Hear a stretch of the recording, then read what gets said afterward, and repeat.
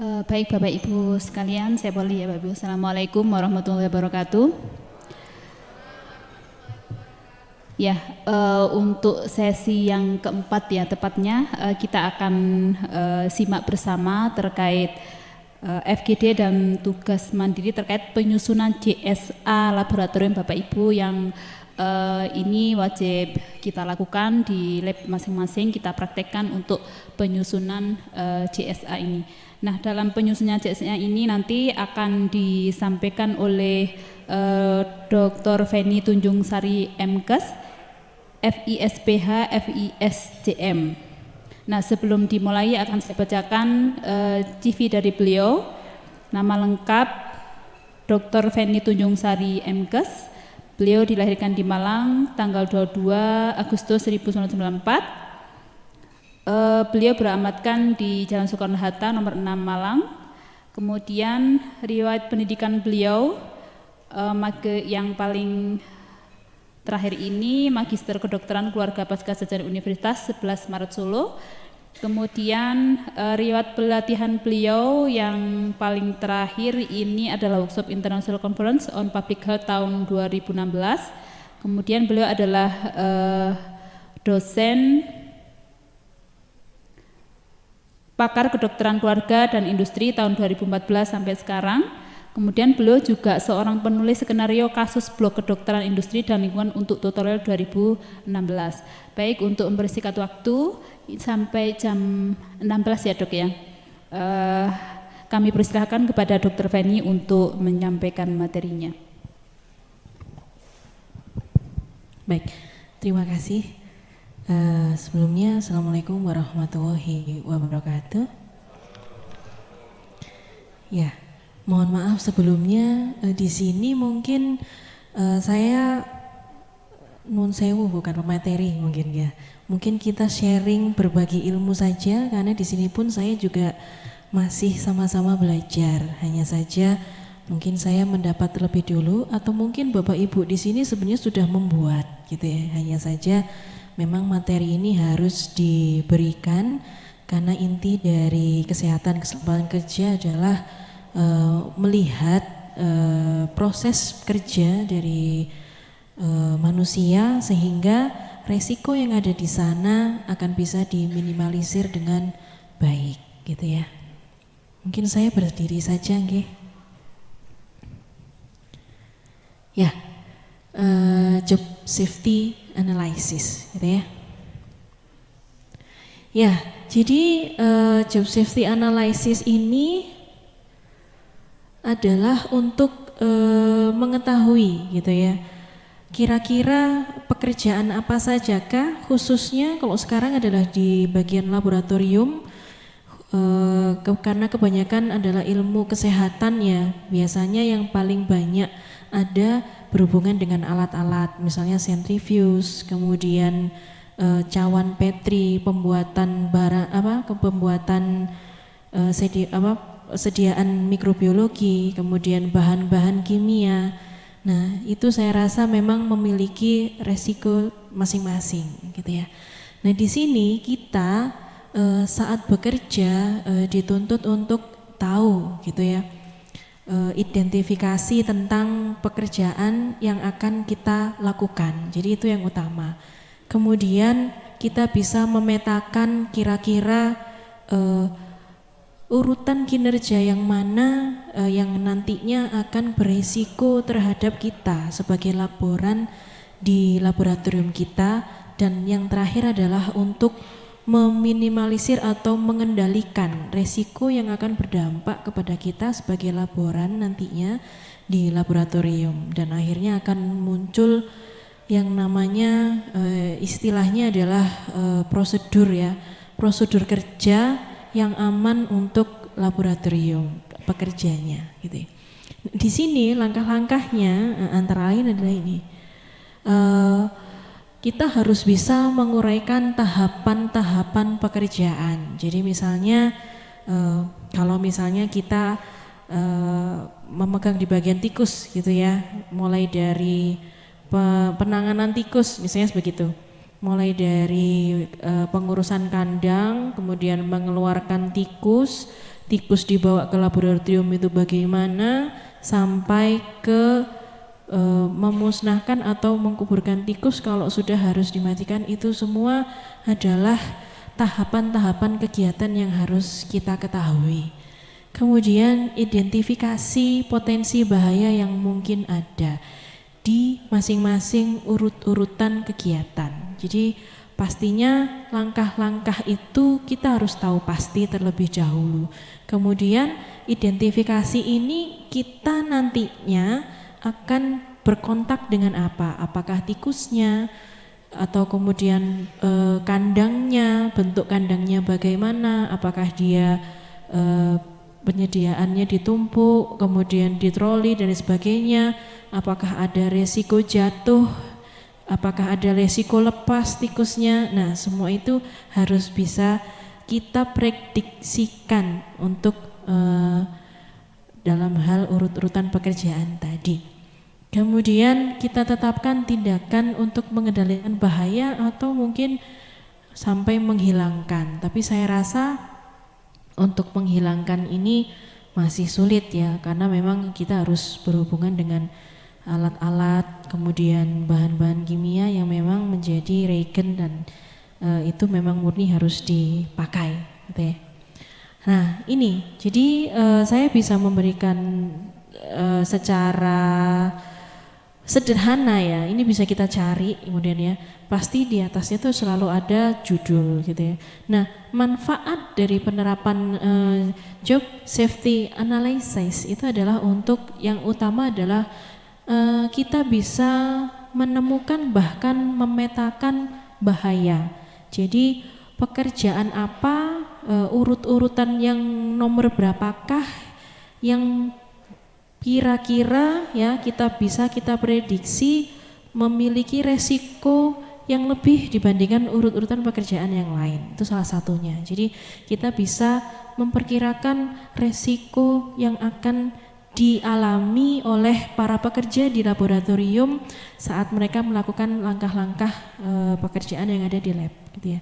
Kemudian menentukan jenis alat pengaman. Jadi alat pengaman misalnya saat kita harus bekerja di tempat steril gitu ya. Kemudian kita membuat streaking bahan-bahan mikrobiologi. Nah, saat itu pasti kontaknya dengan bahan-bahan infeksius, misalnya seperti itu stepnya. Nah, step yang manakah kita harus menggunakan APD gitu ya. Misalnya kita memakai handskun steril, kemudian kita pakai Google, bahkan kita memakai hazmat. Jadi selain untuk memetakan memetakan resiko, kemudian kita bisa memastikan di tempat manakah kita bisa memakai alat pelindung yang paling maksimal, optimal, ataupun yang paling sederhana. Kemudian penerapan standar pekerjaan aman. Jadi kita bisa menerapkan standar mana pekerjaan-pekerjaan itu harus selalu aman. Kenapa? Karena hal ini berhubungan dengan para pekerja, para manusia yang setiap hari selalu kontak dengan resiko-resiko tadi. Ya. Kemudian sebagai daftar periksa atau checklist. Jadi checklist di sini ya, kalau misalnya kita itu sudah terbiasa bekerja di laboratorium, kita sudah selalu berkenalan dengan checklist ya. Misalnya kalau kita akan masuk ke dalam lab, apa saja urut-urutan yang harus kita lakukan. Misalnya cuci tangan, kemudian memakai snail ya, memakai snail atau jas laboratorium, kemudian dilarang membawa makanan dan sebagainya, itu selalu ada checklistnya. Kemudian harus memakai masker dan sebagainya, itu selalu ada checklist.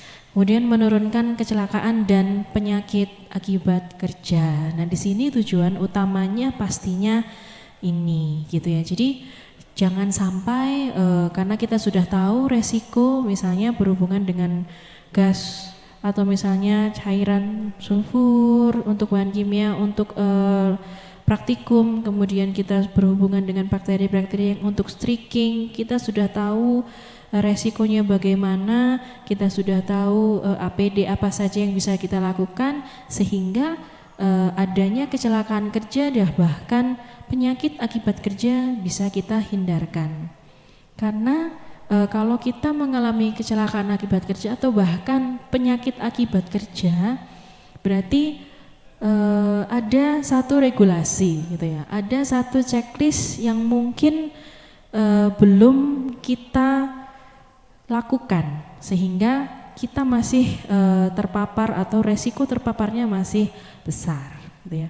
Kemudian membantu penyelidikan kecelakaan. Jadi kalau misalnya ini pengalaman saya ya, tapi bukan di laboratorium. Jadi dia ada di sebuah pabrik gitu ya, pabrik pembuatan Eternit atau asbes gitu ya. Jadi pada suatu ketika saat sore mungkin pada jam istirahat ada salah satu pekerja yang tidak ikut sesuai prosedur. Mungkin karena ingin pekerjaan cepat selesai atau mungkin ingin pekerjaannya sempurna dan sebagainya, akhirnya dia tertinggal sendiri, tidak ada teman, dia ngecek mesin, jadi mesinnya tuh berjalan, sayangnya mungkin karena ceroboh atau mungkin capek dan sebagainya ya, akhirnya timbul kecelakaan kerja yang akhirnya menyebabkan kematian. Jadi setelah temannya istirahat kembali, yang ditemukan hanya tinggal sepatu bootnya saja gitu. Jadi nah karena itulah maka itu kita selalu harus ada prosedur. Saat prosedur itu ada gitu ya, dan kita tahu bagian mana yang mungkin kira-kira menyebabkan resiko, dan itu sebenarnya tertulis dan sudah dilakukan tindakan pencegahan, maka bisa dibilang mungkin bagian laboratoriumnya sudah melakukan sesuai prosedur gitu ya, tapi ternyata laborannya lah yang terkadang bekerjanya tidak sesuai prosedur. Itu bisa menyelamatkan kalau misalnya nantinya masuk ke ranah hukum. Jadi mirip dengan kalau di bidang medis itu adalah seperti SOP ya, Standard Operational Procedure, apakah sudah dilakukan sesuai checklist dan stepnya. Kalau sudah dan sudah ada regulasi dari pemangku jabatan, pasti tidak akan dikenakan kelalaian misalnya seperti itu. Nah, itu ya. Next. Oke. Nah, di sini bagi pekerjanya kita jangan sampai seperti ini. Jadi di pekerja ada yang berhubungan dengan alat, ada yang berhubungan dengan bahannya ya. Kita sudah tahu bahwa resikonya itu pasti akan sangat tinggi gitu ya. Jadi di sini pastinya harus menjalankan komitmen perusahaan di bidang K3 ya. Manfaatnya adalah sebagai perlindungan sebenarnya untuk pekerja, apalagi sebagai laboran, dimana resikonya pasti lebih tinggi gitu ya. Itu untuk keselamatan dan kesehatan kerja. Kemudian memastikan prosedur kerjanya aman. Jangan sampai kita berangkat aman, kita pulang dengan luka. Jadi biasanya kalau kita lihat ya moto-moto kalau sudah memakai K3 dan sebagainya, biasakan budaya aman karena keluarga kita menunggu kita pulang. Biasanya seperti itu gitu ya. Kemudian menstandarkan prosedur kerja. Jadi tujuannya juga adalah standar. Jadi antara satu pekerja laboratorium dengan pekerja laboratorium yang lain di tempat yang sama, misalnya penanganan tikus atau pembuatan streaking bakteri ya di growth agar itu, kemudian pembuatan bahan-bahan yang lain, pekerjaannya standar dan sama, sehingga nantinya kualitas yang dihasilkan pun juga akan sama. Jadi tujuannya adalah untuk itu juga. Nah, langkah apa saja sebenarnya yang harus dipersiapkan saat kita akan menyusun job safety analysis? Pastinya harus ada keterlibatan dari pihak manajemen. Jadi misalnya kalau laboratorium pasti ada yang namanya kepala laboratorium nggih. Ya, jadi kepala laboratorium itu biasanya yang akan menugaskan anak buahnya gitu ya untuk membuat job safety analysis per tindakan gitu ya, per kegiatan. Kemudian perlu adanya pendidikan dan pelatihan. Jadi seperti ini. Jadi kalau misalnya di bagian kesehatan keselamatan kerja itu sampai dibikinkan template. Jadi nanti ada template-nya ya. Jadi nanti bisa dipraktekkan langsung ya dengan SOP atau CSA yang terstandar ya, memang kita mendapatkannya dari kementerian gitu ya. Kemudian penempatan tujuan dan sasarannya. Jadi penetapan tujuan dan sasarannya ini untuk apa? Yaitu untuk langkah-langkah kinerja agar kita itu istilahnya selamat gitu ya dalam melakukan pekerjaan. Nah di sini pemilihan prioritasnya ini biasanya adalah yang utama dulu. Jadi pekerjaan yang berbahaya. Jadi yang tingkat infeksiusnya tinggi, misalnya seperti itu. Kemudian sterilisasinya tinggi atau yang kira-kira rawan terjadi hazard, misalnya ledakan. Misalnya kan kita mencampur bahan-bahan di dalam laboratorium ya, rawan terjadi ledakan dan lain sebagainya. Nah itu biasanya yang utama dulu yang dibuat untuk job safety analisisnya. Kemudian pekerjaan baru. Nah, pekerjaan baru ini misalnya ada alat baru datang gitu ya. Kemudian pastinya prosedur penggunaannya juga akan baru dan tentunya ini penting untuk laborannya. Kenapa? Laboran pun juga menggunakan alat-alat ini pun juga masih baru. Jadi harus dibuatkan job safety analysis, apalagi resikonya kita belum bisa memetakan gitu ya. Dan kemudian selain pekerjaan baru, prosedur baru seperti misalnya kita semua ya, baru saja kita bisa melewati gitu ya, masih dalam tahap recovery masa pandemi. Jadi kita dalam penyesuaian sehingga ada prosedur baru di mana agar tidak banyak tertular gitu kan.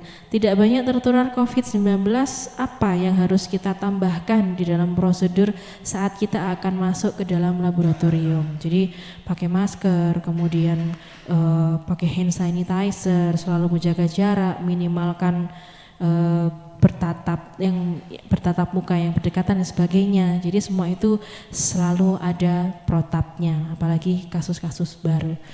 Kemudian pekerjaan yang akan ditinjau ulang K3-nya. Jadi kalau di fakultas ya biasanya K3 ini masih belum ada ya. Tapi biasanya kalau di rumah sakit itu sudah ada K3 rumah sakit. Sekarang mulai digalakkan kesehatan keselamatan kerja itu di segala bidang, baik itu di perkantoran, di laboratorium atau mungkin bahkan di tempat lain. Ini mulai menyadari gitu bahwa ternyata pekerja di bidang apapun itu pasti ada resiko yang menyertai gitu ya. Kemudian pekerjaan yang dianggap bahaya.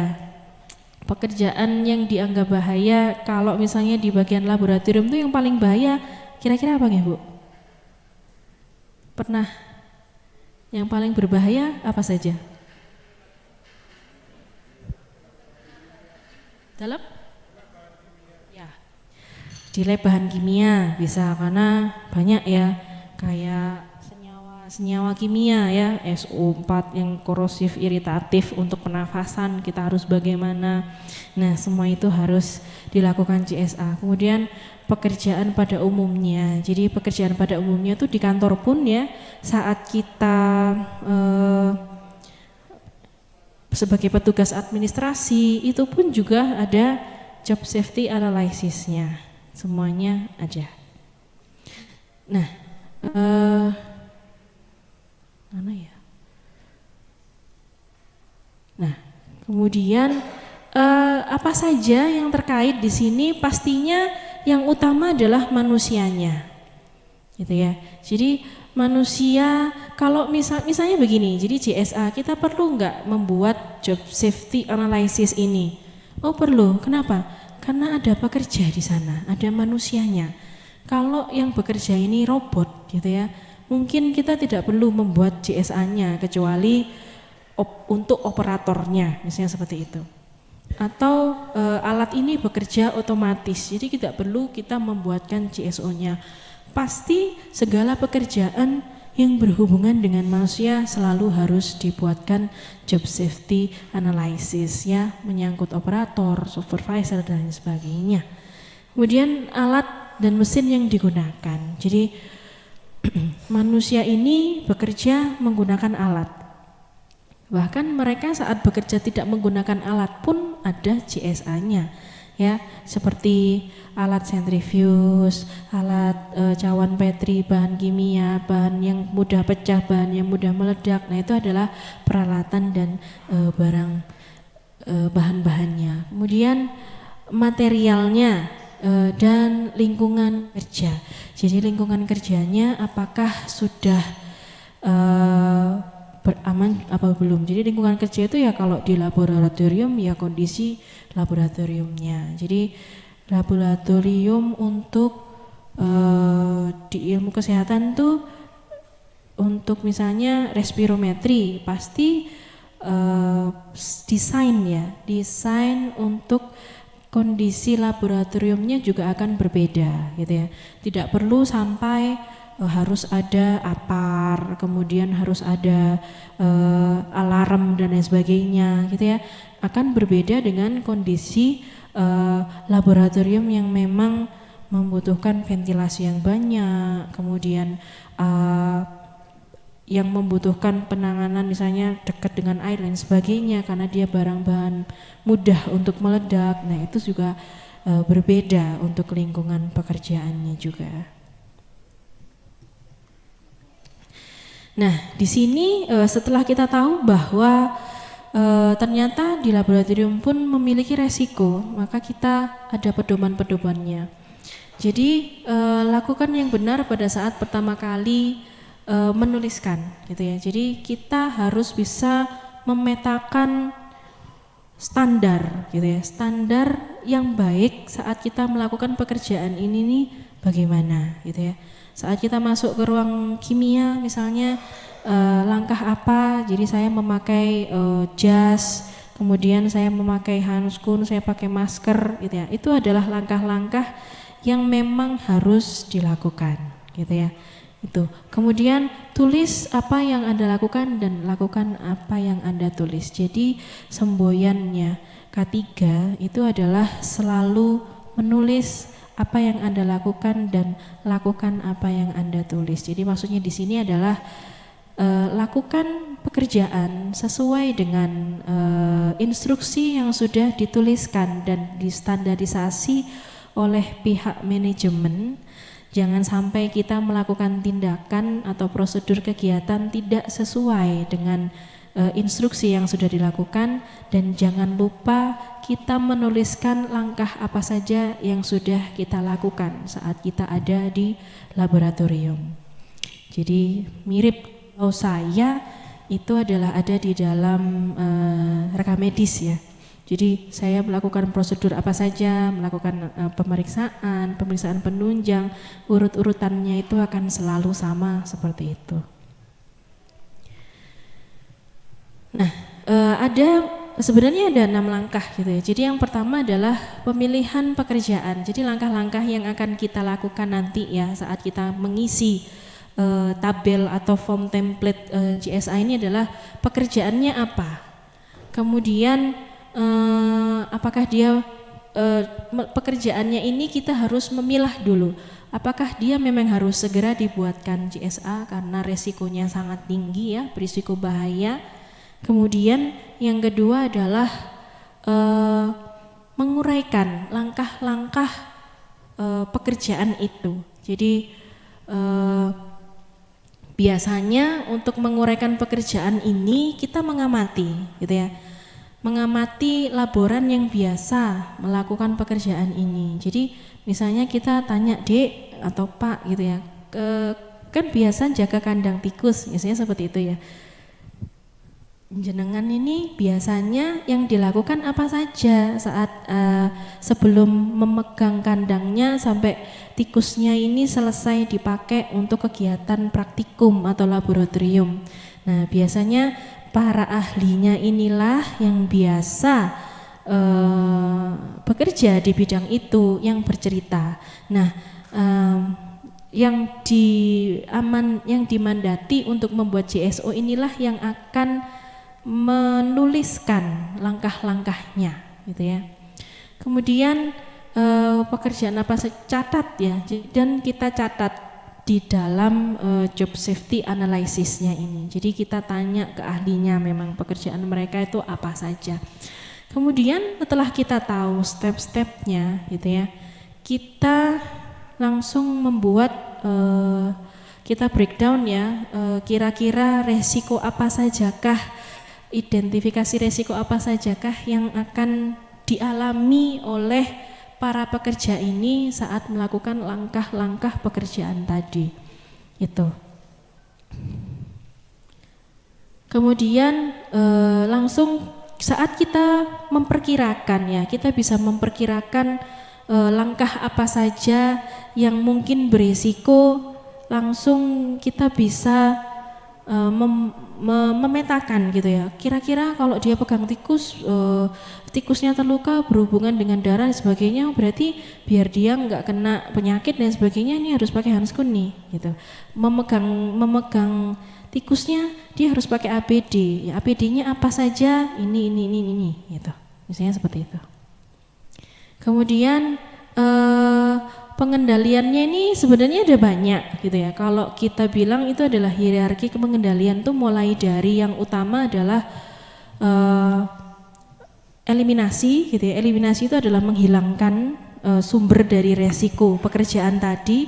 Jadi misalnya kalau bahan kimia itu bisa kita eliminasi, kita hilangkan tanpa mengurangi fungsi kerjanya, kita hilangkan saja, jadi resikonya itu bisa ditekan.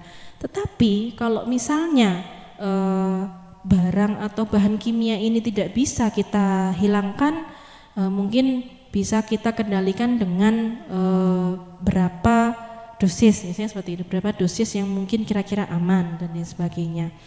Atau kita substitusi, kita ganti barang atau bahan kimia ini yang kira-kira fungsinya aman tetapi dia memiliki resiko yang lebih rendah dibandingkan bahan kimia yang pertama, misalnya seperti itu. Atau kalau tidak bisa, berarti ya kita harus menggunakan apa ini, alat pelindung diri dan sebagainya. Tuh.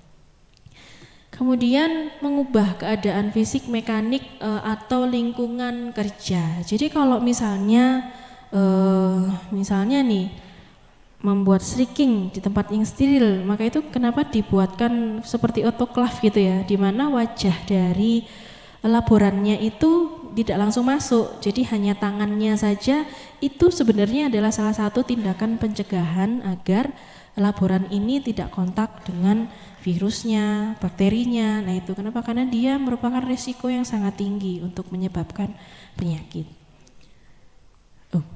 Kemudian mengubah prosedur kerja. Prosedur kerja ini misalnya yang pada awalnya tidak membutuhkan pelindung ya, alat pelindung diri, maka ini rawan terjadi, maka harus ditambahi pelindung diri apa yang harus dipakai di sana. Mengubah frekuensi kerja itu biasanya ya kalau di bagian laboratorium ini saya tidak tahu, mungkin kalau laboratorium nuklir ya ada di sini ya. Nah kalau laboratorium nuklir itu kan biasanya berhubungan dengan zat-zat nuklir ya, bahan nuklir, atom, di mana kita tahu bahwa nuklir ini bisa menyebabkan perubahan yang signifikan ya terhadap tubuh manusia.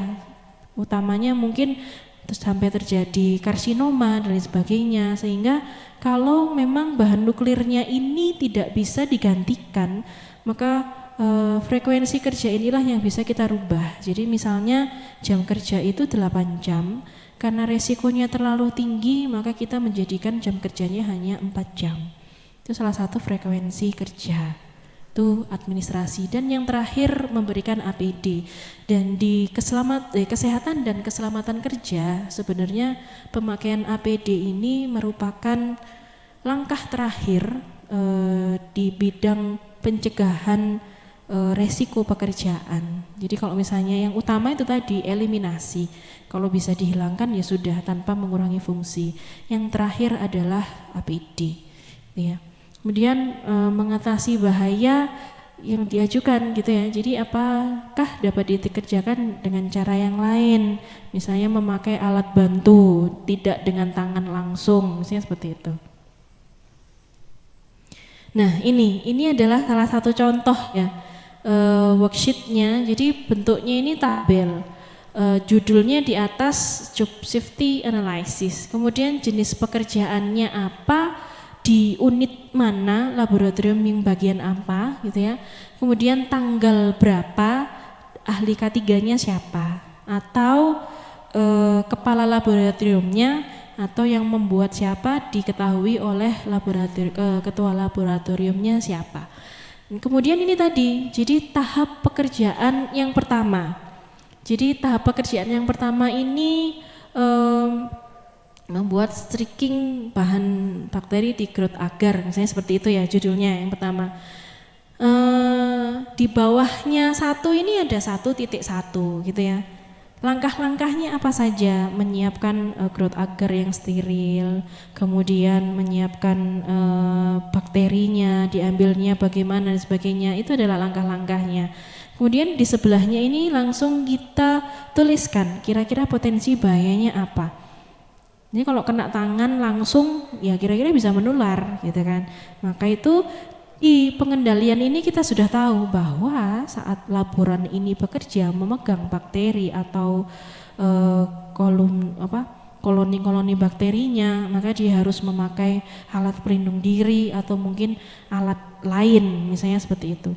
Tidak langsung menggunakan tangan atau lain sebagainya. Kemudian ini dibuat oleh tim ya, CSU dengan nomor, nama, jabatannya apa, dan biasanya ada tantangannya di bawahnya. Ini ringkasnya seperti ini ya, tapi nanti kalau di template ini lebih kompleks ya, karena kita bikinnya worksheetnya di Excel ya, jadi Anda bisa menambahkan sendiri nantinya.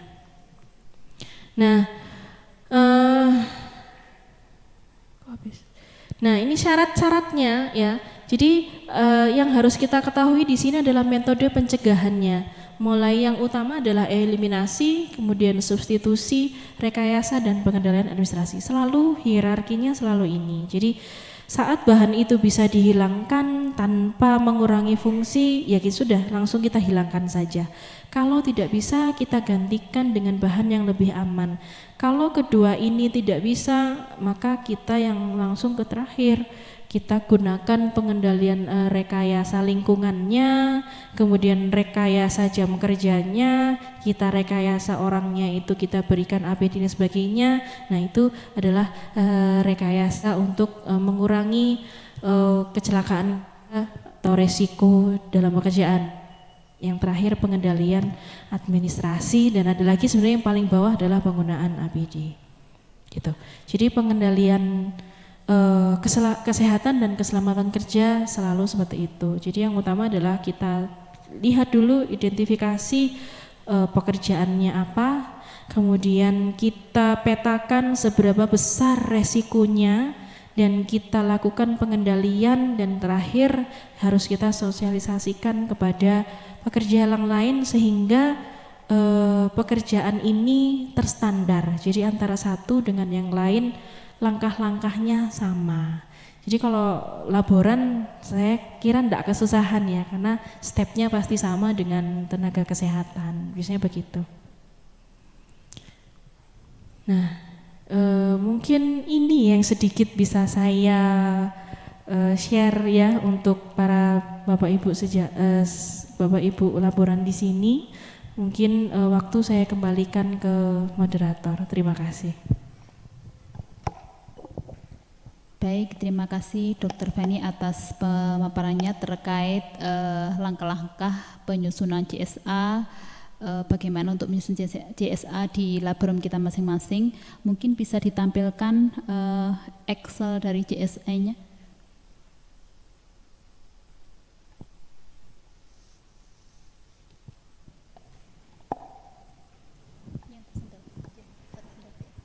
Jadi ini adalah template-nya. Monggo nanti jenengan nanti diberi satu persatu dan ya ini job safety analysis ya. Seperti yang saya bilang tadi, nggak kelihatan. Ya, ini untuk nama tugasnya apa atau nama pekerjaannya yang dilakukan gitu ya.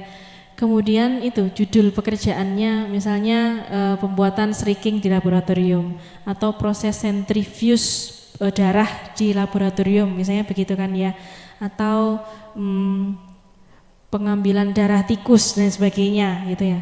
Kemudian tanggal dibuatnya kapan, yang membuat ini, yang menyusun siapa dan direview oleh siapa, lokasi kerjanya di laboratorium apa gitu. Di laboratorium apa, kemudian alat pelindung diri yang diperlukan, misalnya seperti masker, kemudian handskun, hazmat dan face shield gitu ya, itu yang dituliskan. Kemudian urutan dasar langkah tugas, misalnya seperti itu. Urutannya apa saja, kemudian bisa dituliskan di situ ya langkahnya, yang nomor 1 ini. Nomor 1 itu. Nah, itu. Kemudian resiko dan bahaya yang terkait di 1.1. Kemudian prosedur dan tindakan yang direkomendasikan langsung saja ditulis di sebelahnya. Nah, biasanya pertindakan gitu ya. Kemudian bisa nanti yang nomor 2 apa gitu. Nah, biasanya yang paling bawah ini nanti ada keterangan sudah disosialisasikan dan siapa saja yang sudah menerima, dan tanda tangan dari tim K3 atau mungkin kepala laboratorium, misalnya begitu. Jadi ini adalah spreadsheet gitu ya yang kami dapat ya dari kementerian. Ini nanti bisa ibu-ibu copy dan langsung diisikan di sana, sehingga nanti setelah kita pulang dari sini alhamdulillah jenengan sudah bisa membuat 1 atau bahkan mungkin lebih job safety analysis yang bisa Anda sumbangsihkan untuk laboratorium tempat Anda semua bekerja gitu. Ya, mungkin itu. Terima kasih. Baik Dr. Feni, jadi template ini yang sudah terstandar dari Kemenaker ya Dok ya. Ya nanti bisa Bapak Ibu praktekkan di laboratoriumnya masing-masing. Nah untuk itu akan kami buka diskusi terkait penyusunan CSA ini. Saya persilahkan Bapak Ibu yang dari sayap kanan yang ingin ditanyakan terkait penyusunan CSA ini, atau dari sayap kiri, ya silakan Ibu yang disebutkan nama dan instansi ya Bu. Enggak Bu, bisa berdiri. Terima kasih. Assalamualaikum warahmatullahi wabarakatuh. Waalaikumsalam. Saya Lilis Heriani dari Polinema. Yang ingin saya tanyakan, saya kan sehari-harinya adalah mengawal praktikum mahasiswa, sehingga di situ kan banyak personil yang terlibat dalam pelaksanaan K3-nya. Misalkan untuk ketika mau praktikum pembuatan larutan gitu Bu ya, itu kan ada sekitar katakan 5 jenis larutan yang harus dibikin sama mahasiswa. Apakah itu semua CSA-nya harus kita sosialisasikan terlebih dahulu, dan kalau harus disosialisasikan harus kita PLP ataukah kepala laboratoriumnya?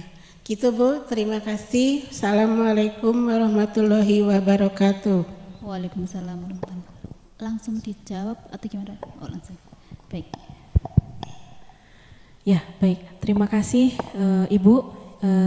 Yang ingin saya tanyakan apakah larutannya itu sama atau berbeda? Berbeda. Apakah dari sini, apakah larutan itu nantinya akan menimbulkan resiko yang berbeda?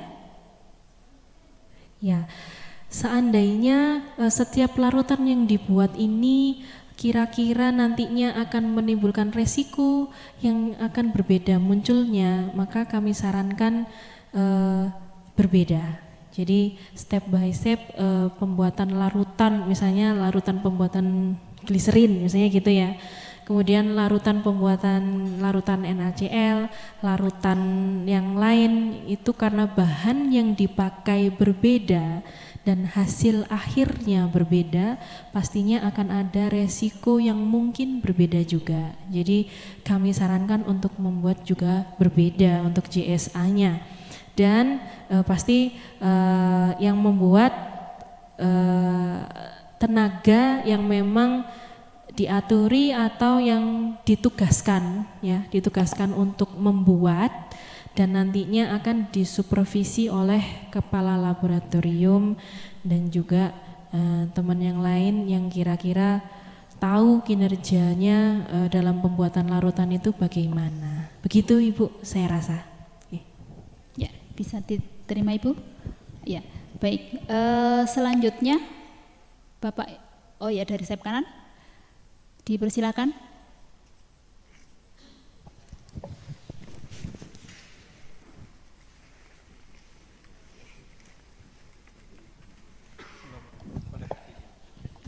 Assalamualaikum warahmatullahi wabarakatuh. Berarti begini Bu ya, maaf saya Vera dari UNESA. Berarti JSA ini untuk misalkan saya pegang lab 2 lab, satu kimia dasar dan lab analitik.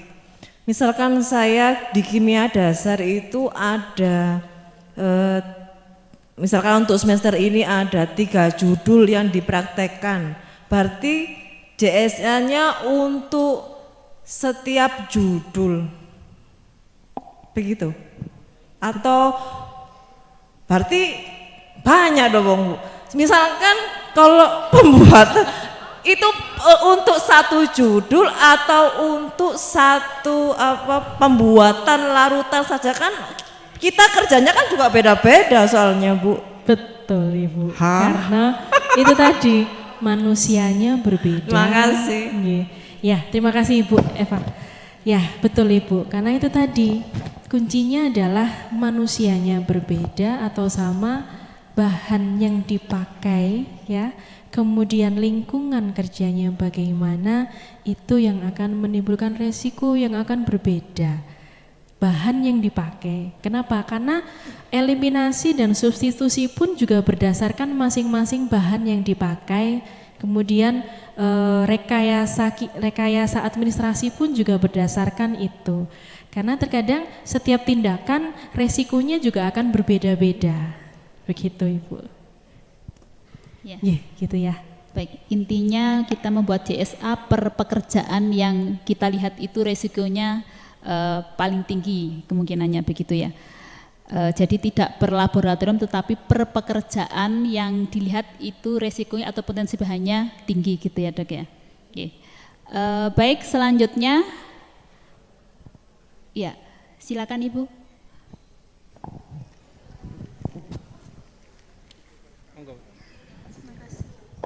Assalamualaikum warahmatullahi wabarakatuh. Saya Aisyah Abu Bakar dari Fakultas Kedokteran Universitas Hairun Ternate. Kebetulan di laboratorium kami itu ada beberapa yang lengkap Dok. Jadi misalnya saya pegang praktikum histologi. Histologi itu kita cuman di sana lihat preparat di bawah mikroskop. Jadi tingkat resikonya itu rendah. Apakah itu juga perlu dibuatkan JSA atau bagaimana? Baik, ya. Ya, jadi di sini adalah yang utama adalah kegiatan laboratoriumnya. Jadi kan untuk laborannya, kemudian kan juga dipakai untuk mahasiswanya. Pastinya tidak sedetail saat laboratorium itu atau laboran itu melakukan pekerjaannya, misalnya membuat sediaan histologinya, kan bisa seperti itu.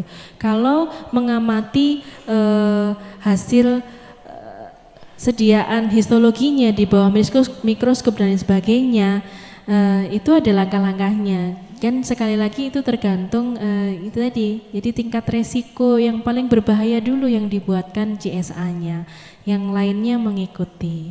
Kenapa? Karena rawan resikonya sangat tinggi kalau tidak segera dibuatkan GSA-nya. Jadi memang membuat GSA ini PR gitu ya, seperti kita membuat SOP gitu kan. Jadi SOP satu persatu harus ada, SOP masuk ke dalam ruang praktikum bagaimana, ya kan, SOP penggunaan mikroskop bagaimana. Jadi memang seperti itu. Ya, baik, terima kasih. Selanjutnya dari sayap kiri. Ya, silakan Ibu. Selamat sore, saya Marta dari Polinema. Dok, saya mau tanya, kalau di tempat saya kan ada setiap praktikum ada 24 mahasiswa. Kebetulan saya di bengkel perkakas di teknik mesin. Kalau tadi kan dokter bilang bahwa manusianya berbeda, berarti berbeda JSA. Berarti satu kali praktikum saya harus buat 24 JSA untuk masing-masing mahasiswa. Apakah bisa JSA ini dalam bentuk Google Form aja sehingga tidak perlu banyak kertas? Terus satu lagi, JSA ini nantinya akan masuk dalam angka kredit sebagai SOP atau bagaimana untuk PLP? Terima kasih. Ya, baik Ibu. Yang dimaksudkan manusianya berbeda di sini justru karena manusianya berbeda sehingga harus dibuatkan job safety analysisnya. Jadi tahapan-tahapan, langkah-langkah kegiatan yang dilakukan sehingga siapapun yang masuk ke dalam bengkel tadi, kegiatan dilakukan akan terstandar sama, begitu. Kemudian JSA ini salah satunya tadi sebagai acuan atau dokumen yang menyebutkan atau mengidentifikasikan bahwa kita sudah loh membuatkan langkah-langkah loh, ini loh kira-kira resiko apa yang kira-kira saat laboran atau mahasiswa di dalam laboratorium itu melakukan kegiatan praktikumnya, sehingga nantinya kalau dirunut seandainya ya, naudzubillah ya, terjadi kecelakaan kerja yang sangat fatal, kita sebagai yang punya tuan rumah itu tidak terlalu disalahkan. Kenapa? Karena kita sudah membuat langkah-langkahnya itu. Andai kata terjadi kecelakaan kerja, kita bisa merunut di mana sih sebenarnya letak dari prosedur yang tidak dilakukan atau prosedur yang mungkin kurang ditambahkan. Jadi ini adalah sebagai pengendali tindakan apakah pekerjaan kita ini sudah aman atau belum, begitu. Oke. Gitu, okay. Sudah jelas Bu Marta? JSA-nya. Jadi sebenarnya intinya JSA ini kan dibuat per pekerjaan ya Ibu ya. Kalau sudah dibuat di pekerjaan itu kan nanti akan dibuat langkah-langkah dalam pekerjaan itu apa saja. Nanti kan akan ketahuan potensi bahayanya apa masing-masing langkah pekerjaan itu. Misalnya membuat larutan asam kuat gitu ya. Nanti kan dijelaskan di JSA ya dokter ya, langkahnya masing-masing langkah itu nanti akan ditentukan potensi bahaya yang ada itu apa, kemudian pengendaliannya bagaimana. Kalau sudah dibuat maka itu sebagai standar bagi semua pihak yang melakukan pekerjaan itu. Begitu maksudnya. Ya, bisa dian Bu Marta, yang kurang diterima yang mana Bu kira-kira Bu Marta? Mohon maaf sebelumnya, Oh ya, Dok, terima kasih. Saya paham masalah itu. Kalau untuk JSA ini nantinya akan masuk dalam angka kredit PLP atau enggak? Oh, yang angka kredit, Itu ya. pertanyaan saya. Mohon dijawab, terima kasih. Nanti mungkin bisa ditanyakan di sesi jenjang karir di besok malam kalau tidak salah Bu ya, terkait angka kredit angka kredit terkait pembuatan JSA. Tapi setahu saya ada poin ini ya Bapak Ibu, membuat SOP keselamatan dan kesehatan kerja. Itu mungkin di poin itu mungkin ya besok bisa ditanyakan. Gitu ya Bu Marta ya. Baik, terima kasih. Selanjutnya yang belakang. Ya. Pak Arwan nanti berikutnya. Ya.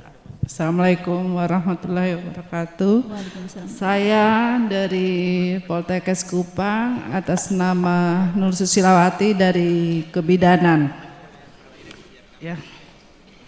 Untuk JSA ini kami mau pertanyakan apakah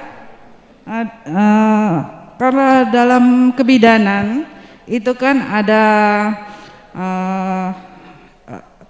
tindakan seperti mata kuliah menolong persalinan, melakukan pemasangan KB ataupun perawatan masa nifas. Apakah itu untuk JSA-nya kami bisa langsung di tahap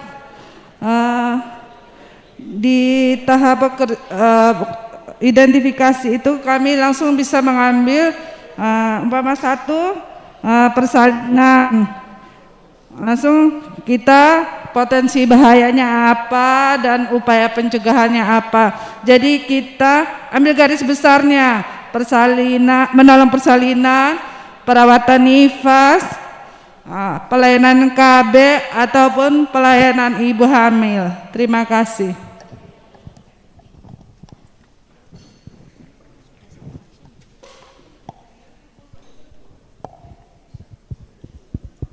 Ini untuk pekerjaan itu saat praktikum atau sudah maksudnya pelayanan ke pasiennya, Bu?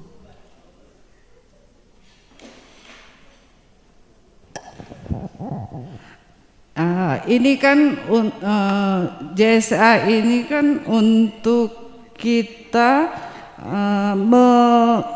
mengurangi terjadinya masalah. Jadi ini kita melihat setelah dilakukan praktikum.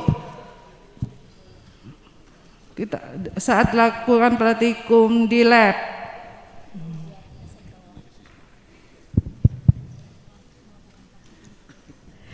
Oh, Nun sewu ya, mungkin bisa saya perjelas. Jadi maksudnya jenengan ini setelah dilakukan kegiatan di praktikum, jadi di dalam laboratorium gitu ya. Iya. Kalau saya boleh tahu di sana saat melakukan praktikum persalinan, terus kemudian yang lain ini apakah berhubungan dengan alat atau mungkin seperti manekin dan lain sebagainya?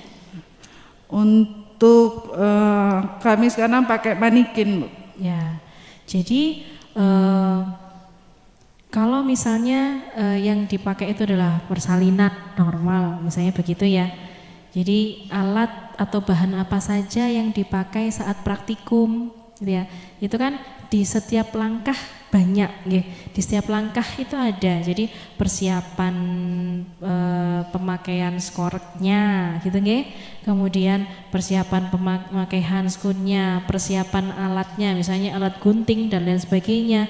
Di sini kita bisa memetakan misalnya risiko kita berhubungan dengan alat partus gitu ya. Alat partus itu kan ada yang tajam, ada yang cocor bebek dan sebagainya. Risikonya apa ini? Kira-kira kena gunting enggak? Kalau enggak benar gitu kan. Kalau adik-adiknya enggak benar memakainya atau sembarangan meletakkan, risikonya apa nih?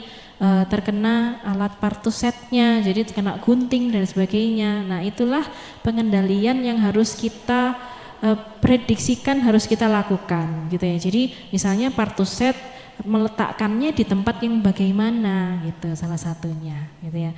Kemudian cara mengambilnya bagaimana. Nah, itu salah satu tindakan yang bisa dilakukan, dituliskan di dalam JSA yang bisa kita buatkan JSA-nya nanti. Salah satunya begitu. Kemudian saat melakukan misalnya setelah persalinannya, kemudian harus ada pijat penyuntikan oksitosin dan sebagainya. Berarti kan berhubungan dengan obat-obatannya, berhubungan dengan alat suntiknya, sepetnya. Nah, itu juga resiko apa? Tertusuk dan lain sebagainya gitu ya. Jadi alat suntik ini yang kira-kira berpotensi menyebabkan luka atau kecelakaan, bagaimana cara pengendaliannya gitu. Jadi tidak harus sembarangan diletakkannya juga harus di tempat-tempat yang berlabel dan lain sebagainya. Itu adalah salah satu mungkin contoh yang bisa kita sharingkan di sini ya. Kita bisa berpikir bersama kira-kira apa nih itu. Itu mungkin Ibu yang bisa saya sharingkan. Apakah demikian maksudnya? Nggih? Iya Bu, mengerti. Cuma jadi secara garis besarnya kita menulis pertolongan persalinan, kemudian di potensi bahayanya itu kita uraikan seperti yang Bu Dokter sampaikan tadi, Bu. Ya, jadi kita uraikan dulu langkah-langkahnya. Kita uraikan dulu step by step-nya.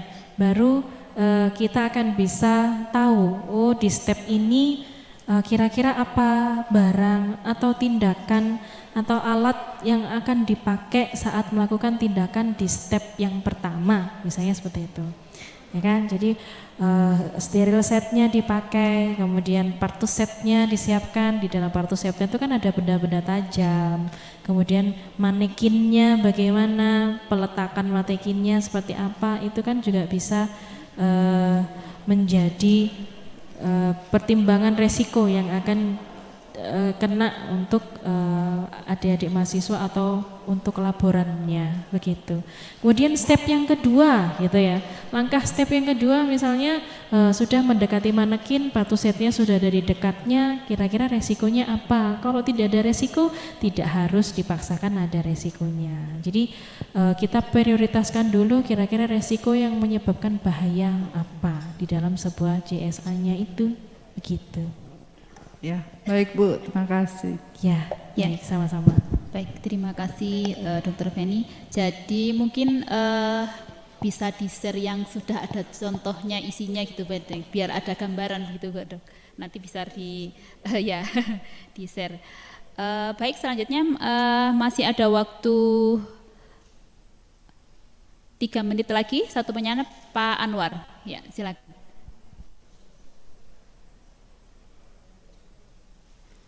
Di depan Pak.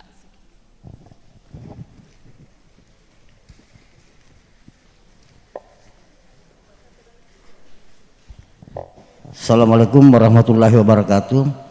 Saya Muhammad Anwar dari Universitas Halu Oleo Kendari.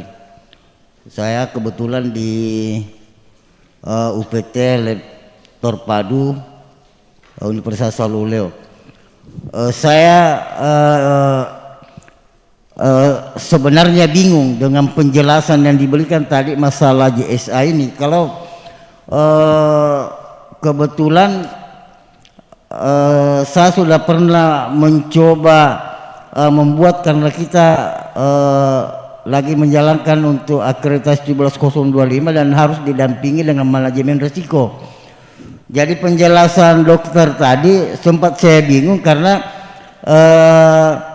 setiap pekerjaan yang berisiko dibuat JSA-nya, tapi sepengetahuan saya yang saya lakukan itu bahwa identifikasi risiko dalam suatu laboratorium, rata-rata kan laboratorium itu baik praktikum maupun penelitian biasanya sudah jelas apa yang dilakukan di sana. Jadi untuk identifikasinya itu kalau sepengetahuan saya dihimpun dalam satu manajemen risiko untuk satu laboratorium. Jadi kita tidak membuat JSA setiap pekerjaan, karena memang itu sudah teridentifikasi. Misalnya praktikum kimia, biasanya praktikum itu dilakukan misalnya 10 percobaan dan itu dilakukan bertahun-tahun, jadi paling tidak GSA-nya kita sudah jelas resiko-resiko. Kemudian yang kedua, bahwa manajemen risiko ini itu masuk dalam salah satu aspek untuk akreditasi manajemen risiko sebelum penerapan K3 untuk pencegahannya. Itu makanya tadi sempat saya bingung apakah ke setiap praktikum dilakukan, berarti kalau seperti itu di dalam lab tersebut itu belum ada manajemen risiko kan, seperti itu. Seandainya punya manajemen risiko yang diterapkan di lab itu, maka JSA itu hanya kita setelah kita mengidentifikasi hanya kita buat kalau ada lagi job deskripsi pekerjaan yang lain yang baru lagi.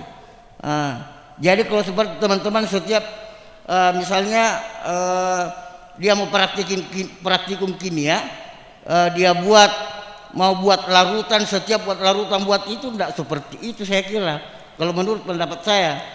Jadi kalau satu penuntun percobaan praktikum itu sudah bisa dihitung, larutannya kan tidak berubah-berubah. Satu kali kita membuat JSA dari awal kemudian kita catat itu tidak akan pernah berubah sampai kapanpun. Kalau kemudian yang kedua yang saya mau tanyakan, apakah yang mensahkan JSA ini dalam laboratorium itu memang harus mempunyai kualifikasi kualifikasi untuk K3 atau apa? Tunggu dulu. Atau K3. Itu yang saya tanyakan. Kalau kepala labnya kita misalnya kita terapkan misalnya di lab fisika, apakah dia berhak untuk menandatangani atau mensahkan analisis resiko yang kita gunakan? Ya. Intinya yang mengesahkan harus siapa gitu ya? Ya. Harus punya kualifikasi apa begitu? Ya itu. Ya, baik. Jadi dia saya tanggapi tadi, Bu. Mohon maaf kalau pendapat saya seperti itu, karena yang saya lakukan seperti itu. Kita tidak membuat JSA setiap kita mengerjakan. Misalnya kalau dalam 1 minggu kita membuat larutan H2SO4 berarti JSA-nya 24, saya kira tidak seperti itu juga. Iya, terima kasih. Ya, baik. Nanti akan dijelaskan lebih lanjut oleh Dr. Feni. Silakan Dr. Feni untuk. Baik. Mungkin saya yang pertama dulu ya, siapakah yang berhak memverifikasi gitu mungkin ya Bapak. Jadi tujuan kita di sini sebenarnya adalah sebagai verifikator juga, karena kita dianggap sudah tahu, sudah paham resiko-resikonya. Kemudian yang kedua, di dalam laboratorium saya tahu ya, kita sebagai profesional itu memang selalu bekerja sesuai standarnya, memang selalu ada standarnya. Tetapi seiring berkembangnya sistem pencatatan, kita mengharuskan yang dinamakan dengan mutu ya, apalagi dengan manajemen resiko selalu ada yang tertulis. Jadi memang saya yakin semuanya di sini ya sebagai laboran, apalagi kita sebagai seorang profesional dan kita tahu resiko kita di dalam pekerjaan kita itu apa, pasti sudah tahu prosedurnya. Tetapi untuk menjamin mutu itu selalu sama dan terstandar, sekali lagi harus ada dan mau tidak mau harus dilakukan pencatatan memang. Dan salah satunya tentang step-step dan kegiatan ini di dalam sebuah laboratorium. Biasanya akan selalu seperti itu, yaitu karena memang semuanya mutu itu harus tertulis. Kenapa? Karena memang terkadang saat kita mungkin jenengan sedaya ini sudah tahu ya yang namanya akreditasi, kunjungan verifikator pasti akan selalu cross check apa yang sudah Anda lakukan di dalam laboratorium, step-stepnya apa. Kemudian pasti yang terakhir ditanyakan adalah mana buktinya, selalu seperti itu. Kalau tidak ada yang tertulis dan kita sudah melakukan prosedur, Pak, mungkin tidak akan kuat gitu ya, walaupun memang kita selalu melakukan itu terstandar, saya yakin itu. Maka itu kenapa semboyannya selalu tulislah apa yang Anda lakukan dan lakukan apa yang Anda tulis. Itu adalah manajemen resiko untuk menjaga mutu, itu standar. Karena memang satu orang dengan orang lain itu skillnya dan cara ininya berbeda, tapi setidaknya sudah terstandar semua, begitu. Itu mungkin yang bisa saya sharingkan, Bapak. Itu tadi Pak Anwar sebenarnya ingin mengklarifikasi sebenarnya JSA itu kalau menurut beliau JSA itu dibuat ya satu laboratorium satu gitu ya, sudah mencakup semuanya potensinya. Nah sebenarnya itu yang benar bagaimana begitu untuk JSA gitu Dok. Memang mau tidak mau setiap kegiatan, tapi itu tadi berdasarkan skala prioritas terlebih dahulu kalau memang kita tidak punya. Jadi resiko yang sangat besar dulu lah mungkin yang harus kita buat. Nanti lama-kelamaan yang kira-kira kecil-kecil perintilan-perintilannya tuh bisa kita manage lagi. Itu adalah tambahan-tambahan. Tapi yang jelas yang paling tampak resikonya, yang paling besar kira-kira berdampak kepada para laborannya dan juga mahasiswanya harus kita buatkan job safety analysisnya. Begitu mungkin Bapak. Ya, bisa diterima Pak Anwar? Ya. Baik Bapak Ibu, untuk terkait penjelasan penyusunan JSA kali ini, jadi cukup jelas untuk JSA ini dikerjakan untuk setiap pekerjaan di laboratorium Bapak Ibu semuanya. Kalaupun tidak semuanya dibuatkan, pilihlah mana pekerjaan yang memiliki resiko tinggi itu dibuat terlebih dahulu untuk itu tadi meminimalisir terjadinya kecelakaan kerja. Baik, terima kasih Dr. Feni atas penjelasannya. Mungkin nanti akan di-share contoh JSA yang sudah ada isinya sehingga Bapak Ibu bisa tergambar nanti ketika pulang, oh ternyata isinya seperti ini begitu. Nah, selanjutnya kami ucapkan terima kasih lagi Dr. Feni dan Bapak Ibu semuanya. Silahkan nanti bisa dipraktekkan di laboratoriumnya masing-masing. Dari kami apabila ada kesalahan dan khilafan, kami mohon yang sebesar-besarnya. Mungkin ada kalimat penutup dari Dr. Feni, dipersilahkan. Ya, mungkin itu yang bisa saya sedikit ilmu yang mungkin bisa saya sharingkan. Kita belajar bersama di sini. Ada kurang lebih yang mohon maaf. Semoga ilmu yang kita dapat hari ini bersama-sama bermanfaat. Assalamualaikum warahmatullahi wabarakatuh. Baik Bapak Ibu, dari kami saya akhiri. Wassalamualaikum warahmatullahi wabarakatuh. Selamat menikmati coffee break.